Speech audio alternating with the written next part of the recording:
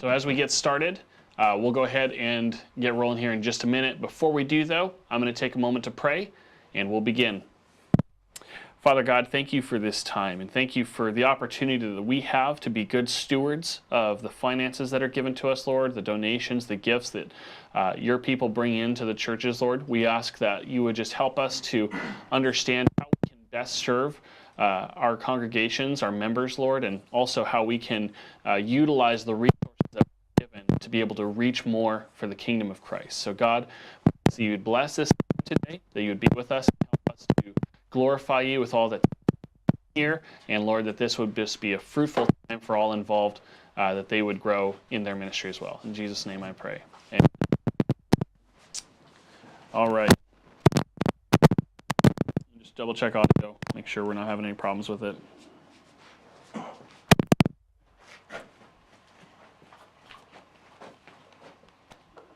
Every time you move. All right. Are we doing okay audio-wise? Okay, good. I think there was a little bit of loose cable there. So hopefully you guys heard that, but we're about to get started with our webinar. And I did just want to take a moment, too, to let you know, you may be seeing this on a simulcast on social media. We invite you to join in the conversation. So if this is the first time you've been here for a Share Faith Academy webinar, on our Academy webinar viewing page, we do have a chat area down below the player where you'll be able to comment on anything, ask any questions. We encourage that throughout the time here as we talk about the subject. So anything involving online giving that you'd like to discuss today, we'll be happy to discuss that with you. And we'll have a live Q&A time at the end of our webinar. So without further ado, I'm going to go ahead and get started here. So as I said, the first thing I want to do is kind of define what I mean by the summer slump. And so the summer slump is that time of year where summer is arriving, and as people are getting excited because they've been kind of going through their normal routine, their daily lives throughout the school year time that we're used to of September on through the early June, now people are getting excited as summer's approaching to get ready for the next step, which is going on vacations, road trips, going on weekend trips so with their family, maybe just hitting up going to the lake or going to the beach or camping or what have you. So anything like that. And of course, as a result, because this is happening on the weekend, attendance starts to decline. We see a big decline in our weekly attendance through the summer months. And as a result, of course, in most cases, this means that giving is also decreasing for that very reason. And so what we want to talk about is ways that you can use online giving to help you avoid this concern of giving in general decreasing over the summer months. So I want to start off with giving you guys some information, and then we'll talk about practical ways that we can help encourage the use of giving in church, giving in our church, and especially the use of online giving in our church. And then discuss some of the ways that, some of the benefits and features that come with Share Faith Giving in particular, so you guys can see how that works as a great online giving platform. All right, so the first thing I want to discuss, though, on this slide is church giving trends. And let me see. Chris, do you mind just switching over to make sure that they can see the slide there? They can. There we go. All right. And now I can just make sure I can see it too. Perfect. So this bar here is just to show you guys a month-by-month comparison of giving trends throughout the year.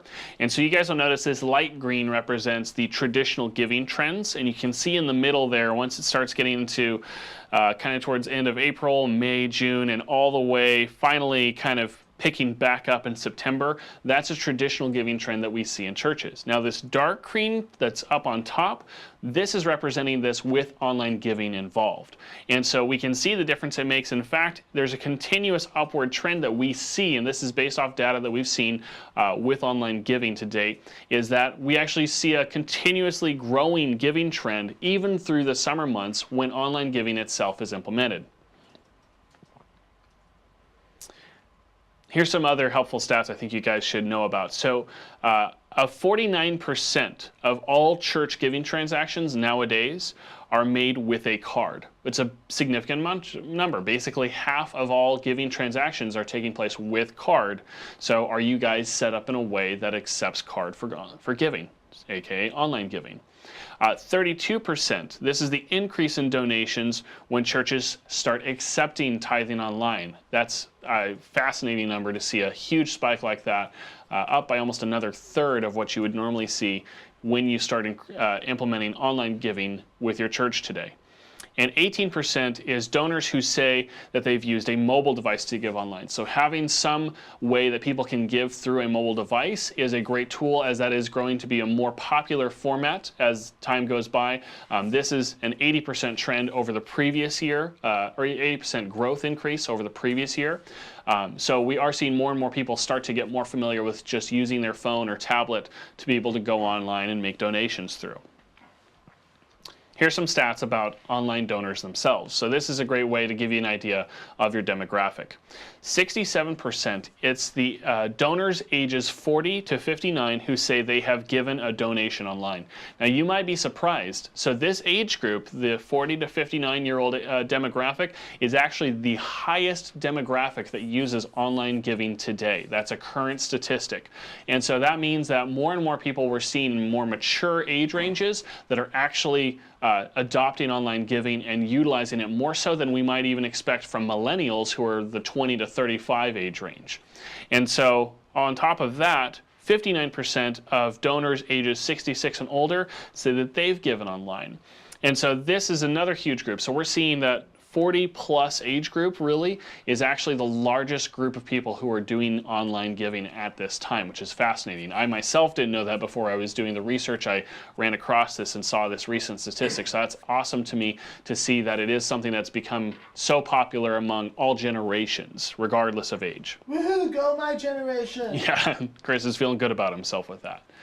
And then 60% is the amount of churchgoers surveyed who are willing to give digitally. So this is just a general group of everyone. So more than half say that they're willing to give digitally. And I can tell you that there's a large group that prefer it over the traditional means of cash or check. So online giving is definitely an essential thing in many ways, to where we're seeing more and more people of all age ranges and demographics starting to utilize it. We're seeing an increase in tithing effect. We're seeing a decrease in the summer giving slump when online giving is implemented, because people are able to use it, and we're going to go into some more information here to explain why that is. But first, I want to also mention the idea of the recurring giver versus one-time giver and the differences that we're seeing in the information from there. So I have this little circle chart here, and the green area represents occasional givers in the church. So 85% of givers are occasional givers that provide one-time donations, all right? Now this little blue section here, this is your recurring givers. About 15% of givers in the church are recurring givers that donate on a regular basis. So you'd like to see that blue section a little bit higher, but check this out. Now this is a circle chart that represents the amount that comes from each of these givers. So from one-time donations, you can expect about 49% of all your church giving to come from occasional one-time gifts. So those 85% of people are providing about 49% of funds. However, 51% of the funds are coming from recurring gifts, those recurring givers. So I think that's fascinating to see that about 15% of the church is providing 51% of all funds that it's getting.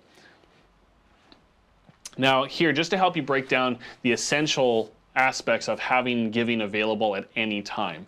Now this is a chart that shows a date range by a month to give you an idea of where you'll see your most popular giving times. So now we know that there's going to be popular times around pay date periods, right? You've got your first and last of the month, typically the middle of the month for those who get paid every couple of weeks. And you'll see, but we also see some sporadic numbers to show there's other times when there's spikes, such as the 5th of the month, the 12th of the month, the 19th, and the 26th are all good times too, where you might see a spike in your giving. And this is just based on data from users over the past year or so that we're seeing this. And I also have the 30th and 31st both colored, because those can be the end of the month for different people based on how their company does their pay. But collectively, those are over 5%, just like the first is. And so those are times when you might expect to see big hikes, and those may not fall on a Sunday necessarily. In fact, just to give you guys a breakdown of the average giving by week, or by day of the week, sorry. Sundays are obviously by far your highest. That's when everybody's there. It's when you're there at the church, you're bringing the offering plate around, or you're mentioning that it's time for tithes and offerings to be taken. And so about 33% of your giving will come on a Sunday. However, as you look, there's still a consistent amount of giving that takes place through the rest of the week, to the point where actually 67% of your giving will take place on other days aside from a Sunday. So you've got only about a third of what you might be getting having an option where they can give throughout the rest of the week as well.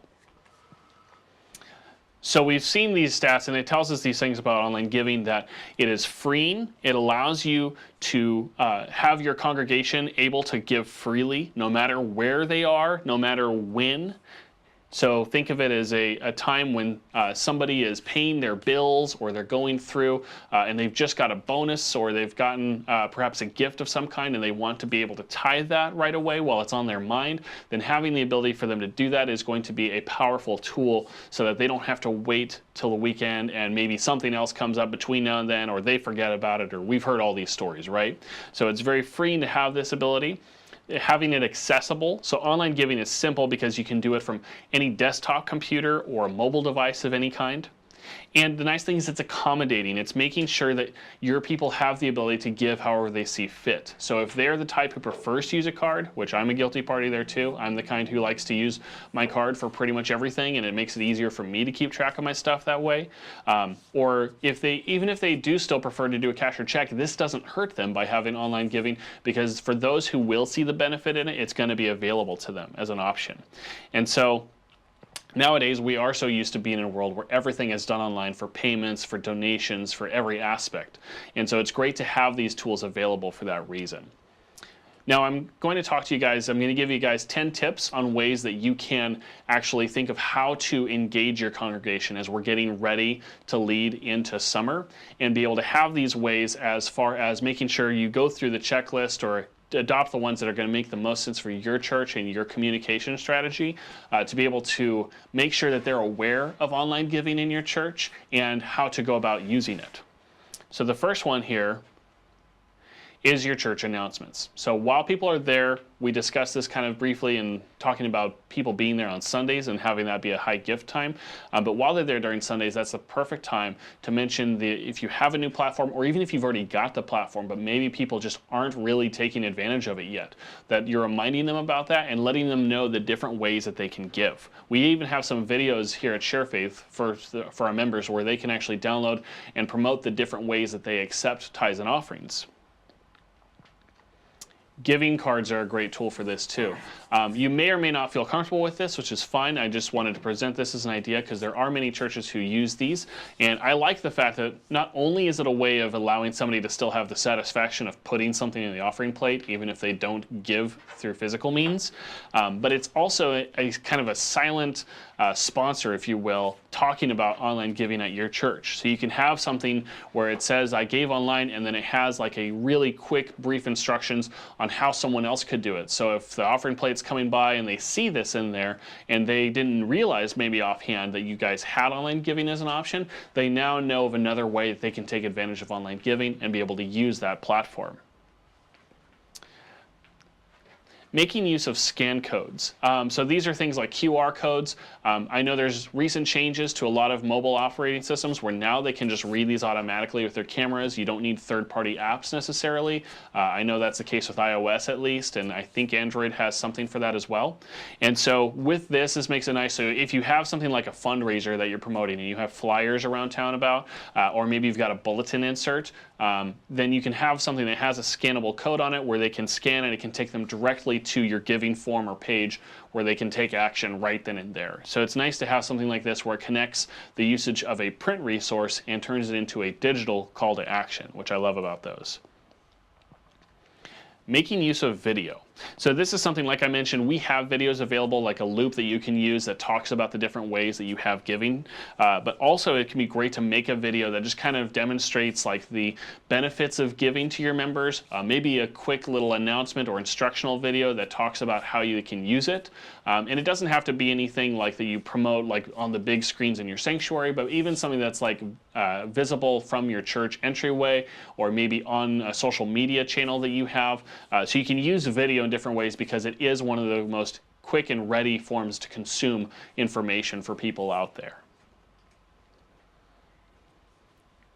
Giving kiosks. So this is another great way when somebody comes through the door, maybe they don't even need a phone at this point that can go online. They can walk in and there's a kiosk set up where they can just go, use their card, punch in their details, and boom, they're done. So having a giving kiosk is nice. A lot of giving services provide something, or in many cases, as it is with Share Faith Giving, like we'll look at here, you can actually just use a standard tablet or computer set up with a form already that they can go on and use right away. So giving kiosks are a quick and actually pretty easy format to set up because you can use just about any standard device that can go online to be able to work with them. I mentioned the idea of fundraisers. So this is great to spark the idea of getting into the mode of giving and having a fundraiser. Right now is a perfect time of year where you can start fundraising things for ideas like VBS or youth trips or missions or other activities going on in your community that the church is taking a part of, but then using online giving as a portal to say, hey, like if you're going to promote these things through social media, which is quickly growing to be one of the more effective means of letting a need known for charitable donations, then you can spread the word through there and have it set up where people can use your online giving platform, and it kind of gets their feet in the door that way, and they can at least use the platform, see how it works, and then it can also be known to them at that point, oh, I can also continue just to tithe or give through here from now on, which is a very nice feature to have. As I mentioned earlier, social media is growing to become one of the more popular platforms out there. So don't lose sight of the fact that you can use services like Facebook or Twitter or whatever platforms you're using, Instagram even, to be able to let needs be known about what's going on at your church and give people the opportunity to give something. As I've heard before from other pastors, if you let it known that there is a need, then it makes it to where people have the sudden realization like where they can help fill that need. Obviously, you'll have people in the church who may not be as able to do more physically requiring tasks with volunteering or something, but yet they're able in a sense to financially give. And so it's really nice for them to be able to know, oh, okay, the church is in need of new books for Sunday school, or the church is in need for a fund to go towards getting the website set back up, or whatever it might be. And then people have the chance where you can use social media to let people know about these things. Text giving is also a huge one that's quickly growing rapidly as a format that people are using for giving. Having a text giving option is such a great feature because it is seriously one of the quickest, easiest ways to work with. All you have to do is text the amount to your church's giving number, and then once they've got their payment information set up online through that, then at that point they just text the amount and it's done. They'll get a receipt information from their text that tells them that it's taken care of, and then they can keep a record of that for themselves. So having text giving is something that, especially too with the younger generation, where texting is such a popular thing as well, but we, again, just like anything else, we're starting to see that demographic rise into older ages as well, where people are using that format, and it's so easy. I myself prefer text giving as an option when it's available because of just how fast it is to work with. Using your church's app. So for those of you who are with Share Faith and you have a church app through us, you can easily connect your giving information to it. But really any church app is fine. You can connect to your giving information, whether it's linking to it or in some cases embedding the forms even through there. But then having that just used as a vehicle that people can go to. I know for me especially, since I give online, it's so much faster and easier for me to go through my church's app than to go online, go to my church's website, navigate to the page that I need need to go to use a third-party service to be able to give through. It's just a much more convenient aspect, and I've actually surveyed this going to conferences and speaking there, asking people about, in the cases where their church had an app, would they prefer using their app or their website, and everyone said their app. The only time I had one person say no was simply because they just had not downloaded their church's app yet. But of course, for those who have it, it's such a powerful resource to be able to just quickly connect and do things like that, and it's far more convenient, in my opinion, to be able to use your app to go through and give online. And then, of course, your newsletter. So I'm speaking specifically, of course, your email newsletter, and this is a big one that you can't forget about. Having some kind of a link that stays on your newsletter, whether it's like maybe in the header or footer of it, or just something even like referencing a need that you could use giving for, having that set up where there's a direct call to action within the newsletter, even if it's just something that simply says giving or give online or something to that effect down at the bottom, just so it can be put in people's minds, like they know where they can go through there, and that can be something as they receive the newsletter, oh, that's right, we need a tithe this week, I can go on and do that right now. So using your email newsletter as well as a means, because email is still the king of communication when it comes to digital communication, and so that's something that needs to be somewhere in there. It doesn't have to be the most obvious prevalent thing, obviously, but yet still visible where people will be able to find it and take advantage of going to your giving form through there if they want to. All right, and then I threw in a little bonus one here.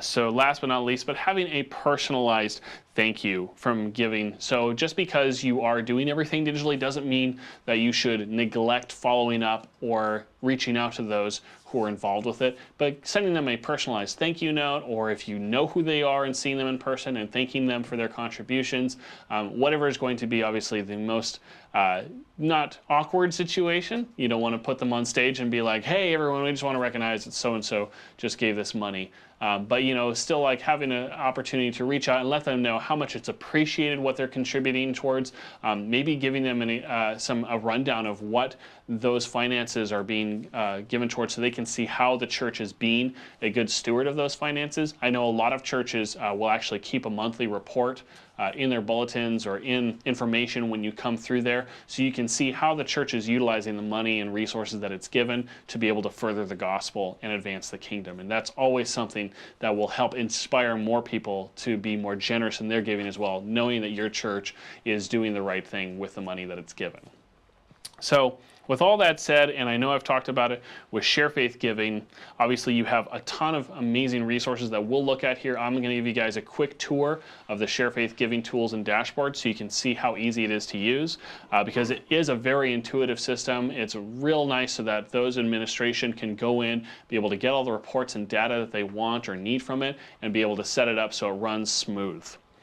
It's feature-packed. We've got a ton of stuff available in there. There's a form builder, there's event registration, there's intuitive reporting dashboard included, and there are no extra costs for Share Faith members. So once you sign up, you actually get Share Faith Giving for you at no extra cost, and then there's just an industry-low 3% transaction rates that are real low for even the ones that you would normally have to pay monthly costs for. And then text giving, if you guys are wanting to add something like that, it's only $10 a month more just to cover your phone and tax fees. And then, Chris was just reminding me too, for online giving as well. So there's 3% if they're doing credit card, or it's 1% in the case of an e-check where they're doing ACH payments or anything. Or recurring from the e-checks. Or recurring from the e-checks, so that way there's even less that comes out as a fee under those cases. So. And the Pci Compliance. Yeah. So now I wanted to go ahead and switch gears here and show you guys an example of how easy this is to set up. So I'm on the Share Faith page right now on sharefaith.com. I'm on our giving page that just talks about the giving service. And so if you are already a member, as I am logged in as one right here, you can simply go in onto this page and click Activate Giving, and then it'll take you directly to the sign-up form. So you just go through this process to fill out your application, and then once this is all filled out and submitted, our team will get back to you and let you know once it's ready to roll, usually within about 24 to 48 hours in most cases, so then you can go online and start doing online giving. And I'm going to sign in right now and actually go into a dashboard so you guys can see what this looks like. So once you sign in for the first time, you're not going to see any activity, of course, yet, but you'll be able to see this dashboard that appears that gives you a summary of what's going on, so you can see, hey, this is what the last 14 days have looked like, or even extend this to 30 days or 7 days, whatever kind of a snapshot view you want. And then all of the future stuff is to let you know if there's any recurring giving set up, because members here at Share Faith Giving, donors can come on and set up a recurring gift to come out. So if they know automatically, like, hey, I get paid the same amount each month, I'm on a fixed income or a salary or what have you, and they know they're going to pay that amount, and they can just set that up so they don't have to worry about it then, and it can just go on through its own and be able to come out when it's time to do so. The reporting is really nice, giving you a snapshot look at different pieces here in the summary. You can look at different things, whether that is, you can check and see like how many things have been done through credit card versus e-check. You can see how many recurring gifts are taking place, who's using what type of card. And then, like I said, right now there's no activity in here, so we won't see anything on this side. We can go into the transactions, and it'll give you a complete breakdown of all the transactions that have taken place, so you can see, and this is great to know. So in the event something comes up, and let's say a person unintentionally gives more than they meant, perhaps, and they say, whoops, I gave $60, I actually meant to give $40, and they contact the church, then you can easily take care of that on your end and just refund the amount that they didn't intend to give, or even the whole charge if that's the case. So it's all user controlled within here, so you have the power to handle it all on your side of things. And then you can see batches to see when it goes through. Typically all the charges from the day will go into a batch and then get deposited to your account after that. And then you can go in, and this is also where you can set up the different forms for various purposes. So you can have just a general giving form if you want, and as time goes on you may find yourself creating forms for different events that are taking place, or maybe you have a form that has a unique purpose. Perhaps this one was for a fundraiser and this one is for tithing. There's also an event registration setup. So like right now, as we're getting into the summer months, we know VBS is coming up, and this is great to know. You can come into here and use this to set up your very own VBS registration form. And getting it set up is pretty simple, just going in and editing it, so you can set up what time the event is, provide the details for it, choose when you start accepting registrations for it. You can do free events in here as well, so you don't have to just do paid events. If you have a free event, that'll just allow them to go through the process and sign up on their own, but then it allows the data to collect here for you. And if you're a Share Faith member, this is a great tool to have. If you have a website through us as well, you can use the forms on the website and just connect that to sign up for forms that way. But this is a great tool regardless that you can use for paid event registrations, especially if you're using the other one for free ones. And then it's nice because you can also see donors in the system. So if anybody creates their own account, then you can come in here and see who has a donor account set up, and the purpose of a donor account allows members to save their information through a secure format. So you'll never be able to see like their credit card information or anything like that in here, but allows them to set up their own account. So if they're the kind of person who likes to give continuously, but maybe and may or may not set up recurring giving, they can go in, update their payment details. They can also see a report for themselves that's a snapshot of how much they've given year to date. And so there's a lot of great tools that a donor gets in here as well, which is a nice feature for those who are giving on a regular basis. And of course, it wouldn't be a good reporting tool if there wasn't the option to export for all your needs. So in here, you can export for whatever service you're using, whether it's QuickBooks, whether you have an Excel sheet. There's even integration with services like Shelby that allow you to keep track of all your bookkeeping. And you can even go in here and see all of these different connections. So here under add-ons, we've got it set up. This is where you can go in and enable integration with different reporting tools. Church Community Builder, we have a direct integration with them where you can connect with them for your church management system. And this is where you can go in to set up Share Faith text giving, which is really easy to do. If I choose to enable this, then it allows me to pick a phone number. I can search for a number by area code, or I can even type in letters that it'll try and identify. So if I want 1-800, fund me or something like that, you can see if that's going to be available. No promises there. but then at least you can find something that's as close to what you're looking for. And then once you've got that number identified, then you can get this set up and it will just prorate you for the first month, but then from there on it'll only be $10 flat rate fee each month after that for it. And I've heard from some people that their text giving services have actually blown up even faster than the online giving service has, and they see even more donations happening through there. So it can definitely be a really powerful tool for you depending on your congregation and how they want to give.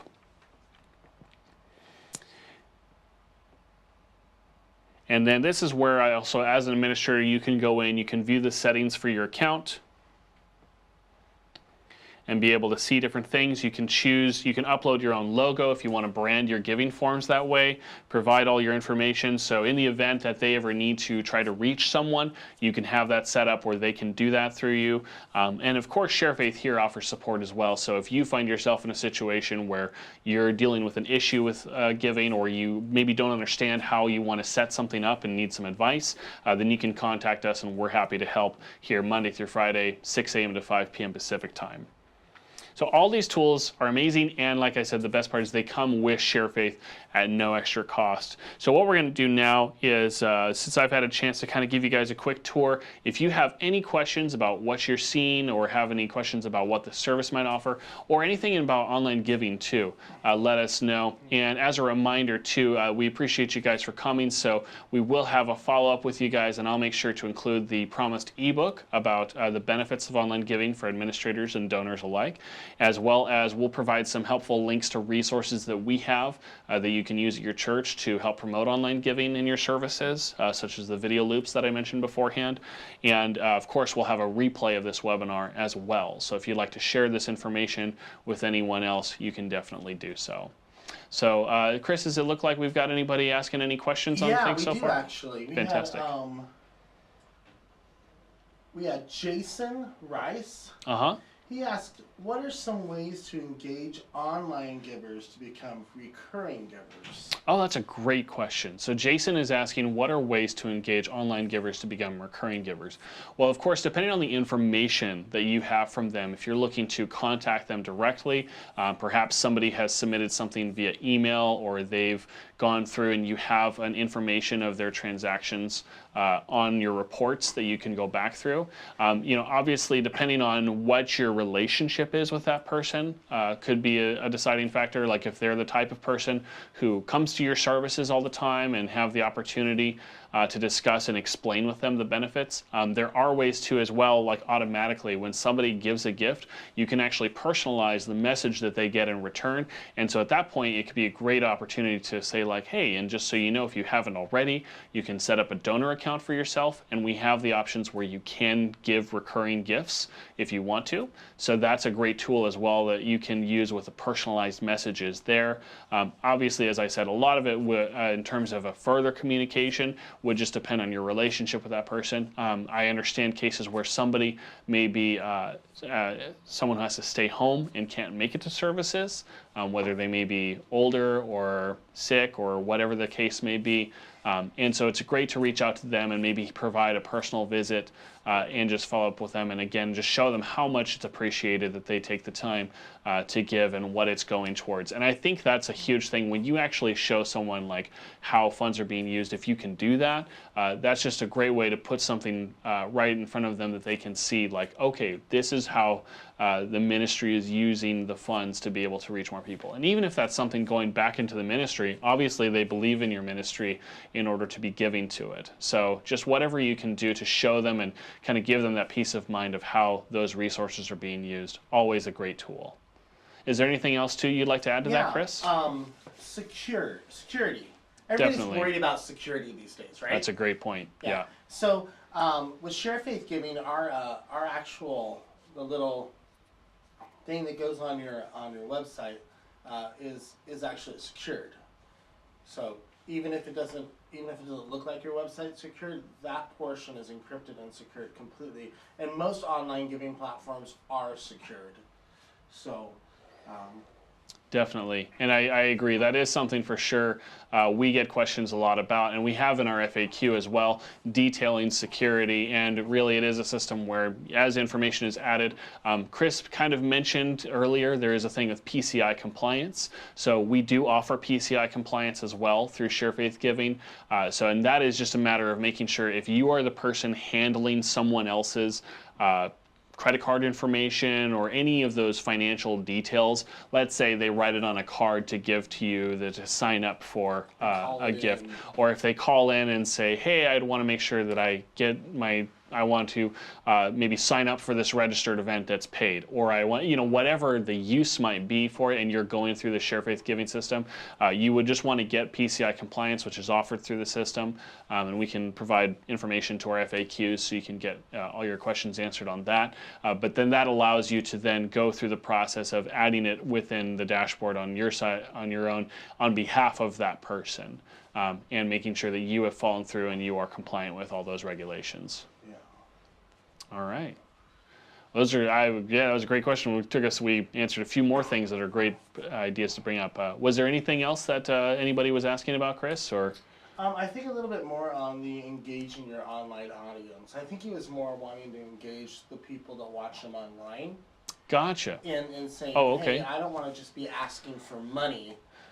I want to, but if they're watching and they want to support what we're doing, then I would love them to. Sure. Just like any minister would. We'd love them to. The more support we get, the more people we can reach. And so. Definitely. Well, I think one of the best messages of online giving is the convenience aspect. The fact that it's like, hey, it doesn't matter where you are, it doesn't matter what time it is or what day it is or anything like that, but you have the power to give. And it's definitely something like I take advantage of all the time because I rarely get paid on a Sunday or a Saturday where I'm thinking about but I want to do it right then so I'm aware of it.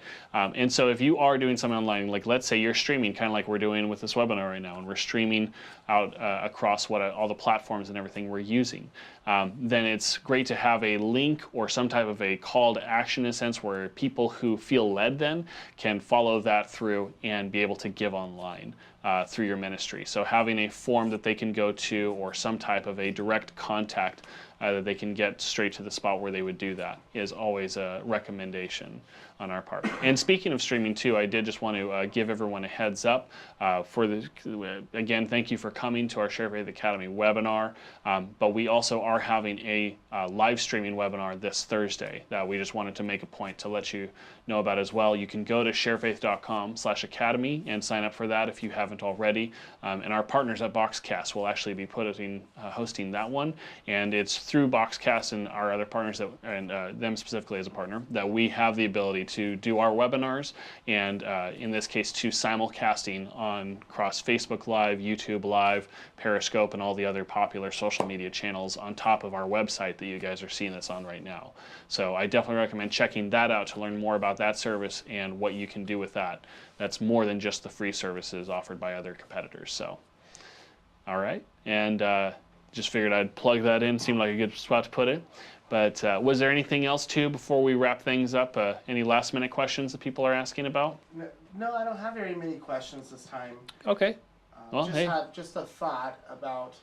I think it's really awesome with ShareFaith Giving that they can have an event, and it actually shows them how many people they can choose, how many people can come to the event. I'll tell them automatically, and they can get discounts through it and different things like that. It's so great that it is a really intuitive, meaning just super easy to use tool, but there are so many possibilities with it as well. Like you mentioned, the event registration is a huge resource. Somebody can go online, set up the dates and times that they want to even be able to start accepting registration for the event, as well as the actual time it is, so people know when they get there.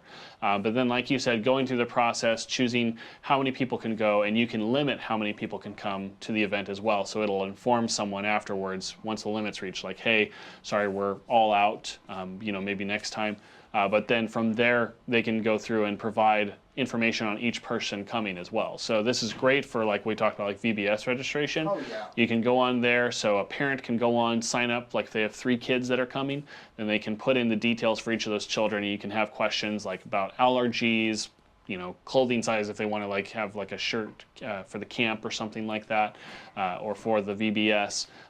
You know, so there's lots of possibilities there that make this such a great tool for churches in particular that would totally take advantage of a lot of those things. Mm-hmm. All right, great. Well, hey, you know, I take it as a sign if there aren't too many questions going on, I'm hoping that means that I'm just answering them as I go. But of course, if there is something that has maybe slipped your mind or you realize later you want to ask about, as I mentioned, we'll have some follow-up resources, but also feel free to contact the Share Faith team here at support.sharefaith.com. We've got some great articles that Chris has actually put together, along with some videos showcasing more features. And then you can even contact our team too. So if you have some deeper questions or are interested in possibly getting signed up, and don't forget, if you are a Share Faith member, this is already free with your service. So there's to you to get signed up and start taking advantage of it. And you're going to have some of the best rates out there as far as the industry is concerned. So with that said, though, I think it sounds like it's pretty quiet, so we'll go ahead and wrap things up. And again, I just appreciate you all so much for coming, and we'll follow up with you. So let's pray before everyone leaves, and I appreciate you guys. So Father God, thank you so much for this time. Lord, we thank you for the means that you've given the church to be able to giving not just the churches, but Lord, the church, the people, to be able to give freely and to make use of the resources that we have, Lord, that you've given us to begin with, so that they can be used in return to glorify you, to reach more for the gospel. And I ask that you would just give everyone here guidance in terms of how to move forward with that and making this a resource that they can hopefully avoid the summer slump altogether with and see that trend like we see in our what we see from all of our other customers, Lord, that they're continuing to grow and see that increase in giving over the summer instead of that decrease. But again, Lord, for the purpose of your ministry, for your work, and we thank you, we love you, in Jesus' name, amen. All right, thanks again so much, guys. It's always a pleasure. I look forward to seeing you again next time. Look forward to hearing from us as we are getting ready for next month's webinar already. And as I said, we'll have a follow-up webinar, or follow-up as well with a webinar replay for you all, and in addition to other resources that were mentioned here as well. So if you have any further questions, feel free to contact our team at support.sharefaith.com. And you guys have a great, great week. God bless you.